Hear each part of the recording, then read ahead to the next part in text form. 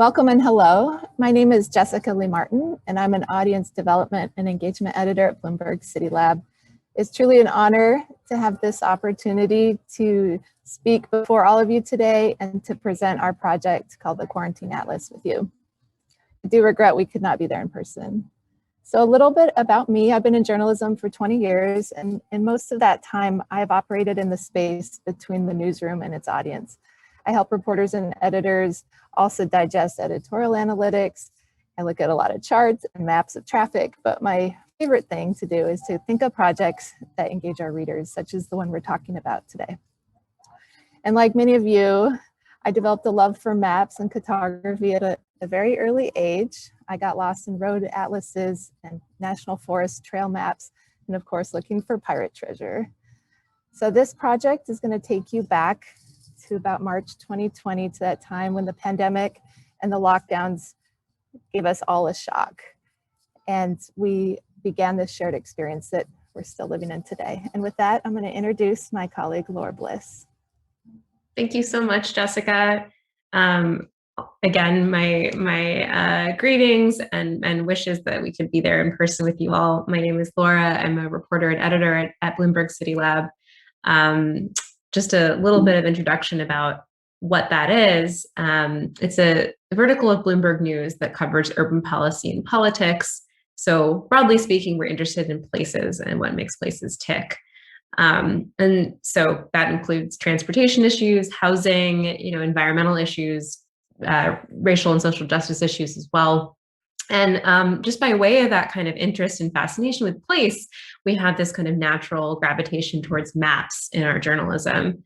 And in some cases, that includes just using maps and data visualization techniques to bring our journalism to life, whether we're visualizing eviction rates during the pandemic or the impacts of taking down a highway built through the middle of a city, to looking at the world of map making and creative efforts involving GIS and other cartographic techniques to bring an idea to life or shed new light on history. And probably our main outlet for that is MapLab, which is our biweekly newsletter, which covers the world of map making and often how it intersects with the news, but also just great projects that map makers such as yourselves and the audience are making. So I definitely would encourage you all to subscribe. We're at bloomberg.com/citylab/maplab. And you can find some sign up links there and these other links on the screen. So that's just all by way of kind of introducing and giving a sense of where Jessica and I were in the spring of 2020. Of course, like you all, we were one of 3 billion people around the world who'd been suddenly told by our governments to stay home as the novel coronavirus made its way around the world and spurred some of the first wave of serious infections. And we as journalists were just kind of trying to figure out, I think, both, how can we reach people? Suddenly I as a reporter, I'm no longer quite as readily going outside and kind of meeting people and talking to them in person.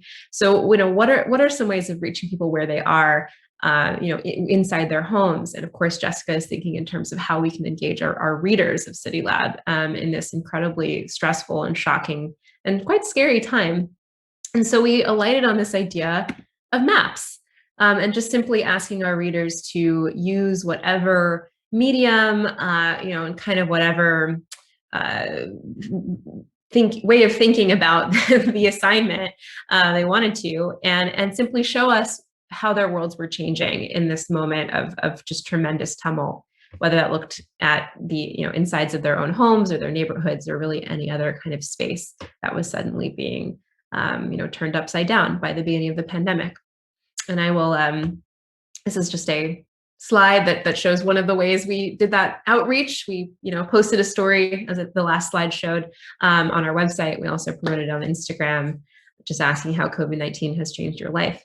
And I will turn it back over to Jessica to talk about the response that we received. Thank you, Laura. So within, frankly, like a week or two of putting this call out to our readers, we got lots of maps, tons of maps. And they were coming from the United States, of course, but they were getting sent to us from all over the world. We were very surprised and very taken back. So this is a snapshot of the global scope of the submissions we received. So in the course of this call out, we received over 500 submissions from people all over the world. So here you can see maps from Nigeria, Romania, Pakistan, the Philippines, and Bolivia, New Zealand.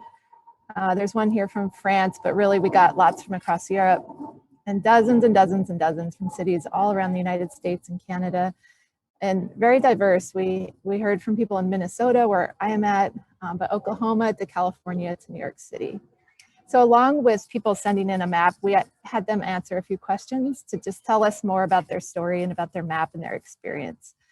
So when we got all these submissions in as editors of the project, we tried to decide, now what are we going to do with this like amazing collection of material that was, frankly, I mean, it felt like a really important piece of this pandemic journalism canon that was like being built up. So what we did is we went through the maps and we were trying to find a good diversity of people, of places, of stories, of map techniques, if you could say that, different styles of maps, different ways that people use mapping to represent their lives. And we published it out in two ways. One was a digital format, which Laura will talk about in a few minutes. And the other was we had our colleagues at Bloomberg Quick Take present this in a video. So we gave them a bunch of map files and some of the stories, and they recorded some voiceovers. So if Laura, you could play that video for you all now. The coronavirus pandemic has remapped everyone's worlds. How has that looked for you? CityLab is an online news magazine about urban life and places that matter. In April, we asked readers to share homemade maps depicting how the pandemic has changed their lives.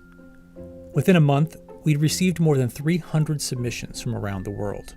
Using pencil, watercolors, clay, found objects, and many other media, readers mapped a rich spectrum of perspectives, experiences, hopes, and frustrations, from the places they fled to the people they miss, to the nature, neighbors, and secret spots of solace they cling to. Some showed the ways their home lives had been hemmed in and rearranged by the virus outside. Many readers infused their maps with humor, like this one sheltering in her apartment in New Delhi. And this one, from California, of a relationship tested by extreme mundanity.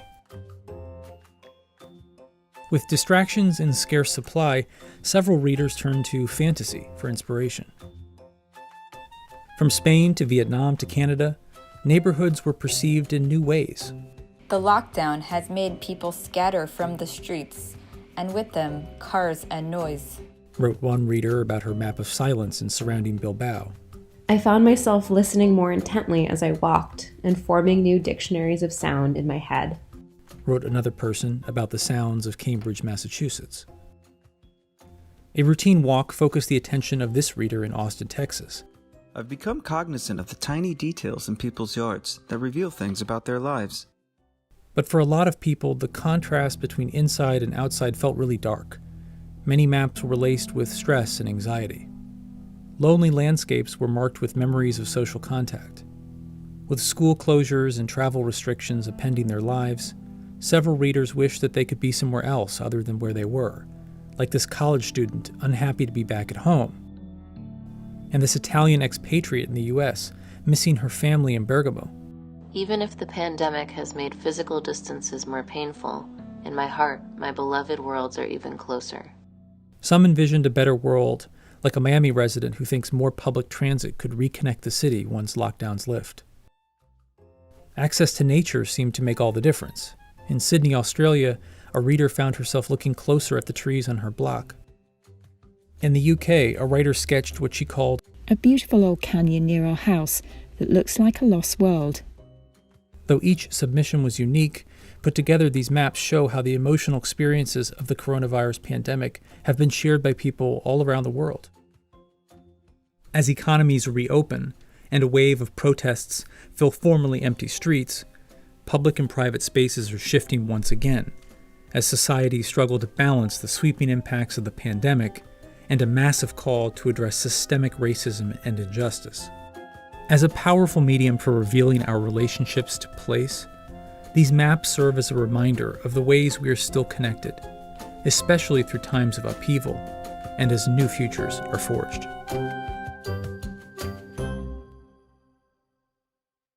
Great. So I think that video just does a really fantastic job. Uh-oh. There we go.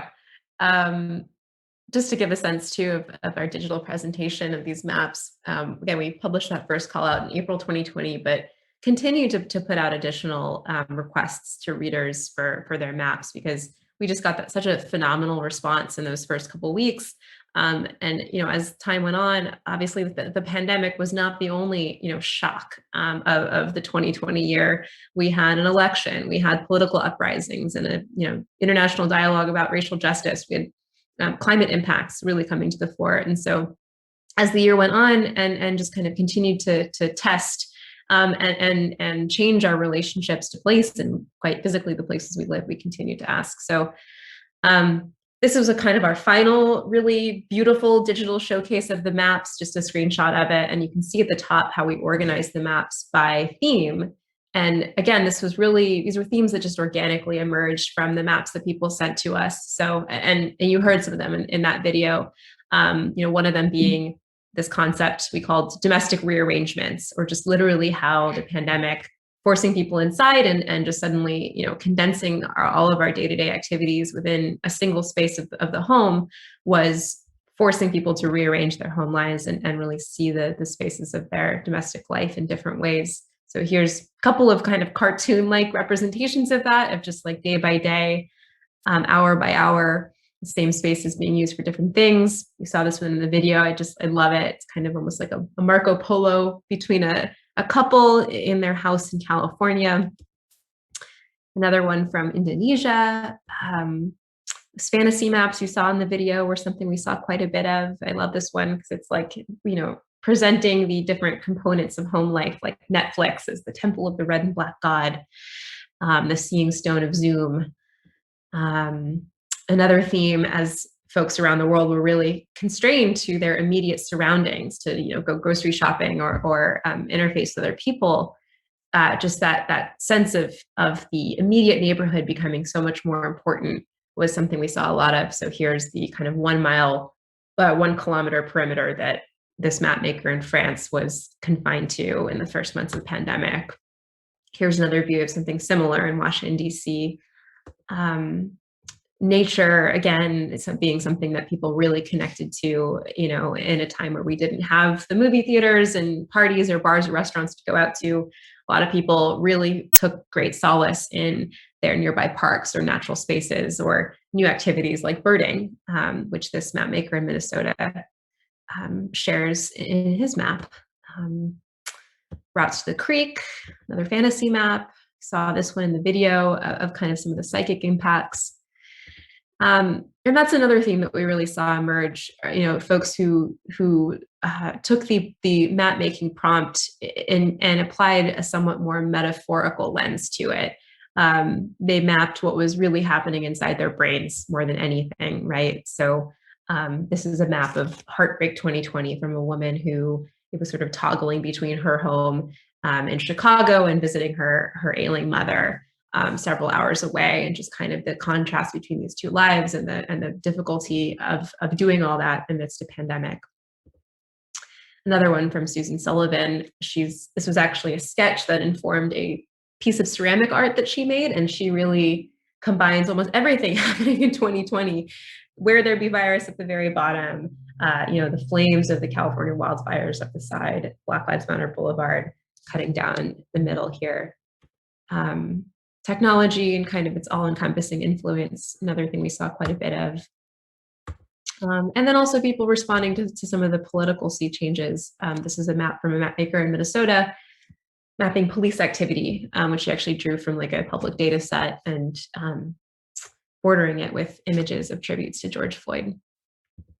So I'll kick it back over to Jessica to talk a little bit about what she took away in terms of the audience engagement lessons of this project. Thank you, Laura. So as Laura mentioned at the beginning, it was a struggle for journalists all around the world to do our jobs with the lockdowns going on and with the safety concerns that we all had. So I give a tremendous shout out to my colleagues who have been doing the hard working throughout these like 18 months documenting this pandemic. And if you read Bloomberg, you know, we've written hundreds of articles about the pandemic. I do want to shout out a few of our interactive mapping projects that you might want to check out. We've been tracking all the COVID data around the world. We've also been doing a vaccine tracker that's very informative. And then we just published a couple weeks ago a travel guide. So if you're wanting to travel around the world, but you don't know what the COVID protocols are, this is an interactive guide that you can explore. But in terms of this project, I think it added value to this canon of journalism documenting the pandemic through these crowdsourced maps as this broad collection. And you're only seeing just a fraction, honestly, of the 500 maps here. To do a project like this with the traditional tools of journalism would have been nearly impossible. So by using audience engagement practices to invite our readers to participate with the newsroom and give them permission to use art and to use map making to tell their story was extremely powerful. And I'm really proud that this project is going to live a long life in archives and in people's minds of this experience. We heard just kind of off the cuff from readers that they really appreciated having the invitation to do this project, that it was almost like an art therapy, or it was relaxing, or it really meant that they could tell their story along with everybody else. And in terms of like pandemic cartography, I know there's tremendous projects all around the world covering this pandemic. So I hope that this project can live with that somehow, as we all were using the tools of map making to capture, document, report on what's going on. And it's 2021, as we know, this isn't over. We're still living in it. So this project, even though a lot of these maps capture that initial shock of lockdown, it still feels very, very relevant to where we're living today. And we're actually very excited to tell you about how this project is going to be living on in the future. And I'll let Laura share that with you. Yeah, thank you so much, Jessica. It's living on as a book. Woohoo! So for all the reasons that Jessica just shared, you know, I think particularly these maps, not only adding to a canon of journalism about the pandemic, but really, like, you know, something we heard quite a bit of from archivists and historians in response to this project was that they really are a kind of primary document, you know, the likes of which might be valuable to historians and researchers well into the future, of really, you know, firsthand evidence of what it was like to live through this pandemic. And in a way that I think, you know, data or you know, artifacts like latex gloves and masks, which will certainly be well collected right in the archives of this pandemic, cannot, because these maps really do, I think, give a window into the emotional experience of this ongoing crisis, like very few other kind of mediums can. And so I think it was really out of that spirit, out of that kind of recognition, and also this kind of meta theme, right, that we talked about, you know, domestic arrangements and neighborhood connections and the sort of relationships with nature and all of these kind of themes emerging in the maps. But I think through it all, and one of the reasons that this map making prompt really struck a chord, particularly in the first few weeks of the pandemic, is because so many of the pandemic's impacts and changes in society are spatial in nature, right? Certainly on like an individual level, right? As we're thinking about, you know, suddenly like the transition from inside our house to outside is one that's fraught with some anxiety or at least consideration, right? Of masking up or being aware of other people on the street. We're thinking about how to rearrange our homes so that they can accommodate, you know, the new activities that we're doing inside them. We're seeing entire streets, you know, in our neighborhoods be reconfigured to accommodate, you know, the new kinds of uses. Now that more people are staying in their neighborhoods and maybe not commuting, and, you know, traffic patterns are reconfiguring. So really big spatial changes and changes in our relationships, the places we live. So I think out of a recognition of both of those things, it became really clear that this should be a book. This should live on as kind of a hardbound object that really tells this story in a cohesive way, pulls together all of the kind of successive work that Jessica and I were doing over the course of 2020. So the book is The Quarantine Atlas. You can actually go and pre-order it. We don't have a link up here, but you can Google it, The Quarantine Atlas, and it should come up with a link to the publisher, which is Black Dog and Leventhal, and you can put your name down to receive a copy, which will be available in April 2022. And the book pulls together 65 of our, again, hundreds of maps. It was an extremely difficult process to pull together. 65 of those maps, which include quite a few new maps that were made and have not been previously published, and 8 original essays by some really terrific writers who reflect on, these changes in place and changes in relationships to place, and kind of think through the importance of mapping through this experience. So we're really, really happy and pleased that this is going to be available in this format. A new experience, certainly for me, and I think for Jessica as well. So yeah, I will turn it back over to her to wrap up our presentation. That's our presentation of our Quarantine Atlas. Thank you so much for being with us. We pre-recorded this session, so we would love to connect with you on Twitter. So as you're watching this today, you can find us on the hashtag Quarantine Atlas, and here's our Twitter handles, Miss Laura Bliss and Jessica Lee 27. And we would love to engage with you. If you've got questions or thoughts about our projects, we'll also tweet out some links so you can see the maps on your own time. And if you're not also a CityLab reader, I would highly encourage you to be a CityLab reader. Our content is free to read at Bloomberg.com. And a lot of those things that Laura just talked about in terms of how the pandemic has been changing our lives from inside our homes out in the streets and transportation. Well, Laura's has some fantastic reporting on all those themes, along with our other colleagues. So I encourage you to go to Bloomberg.com/CityLab and just check out a ton of reporting that we have there. But you can also find us on social media, on Facebook, Twitter, Instagram, and LinkedIn. So thank you very much. It's been an honor to be part of this conference.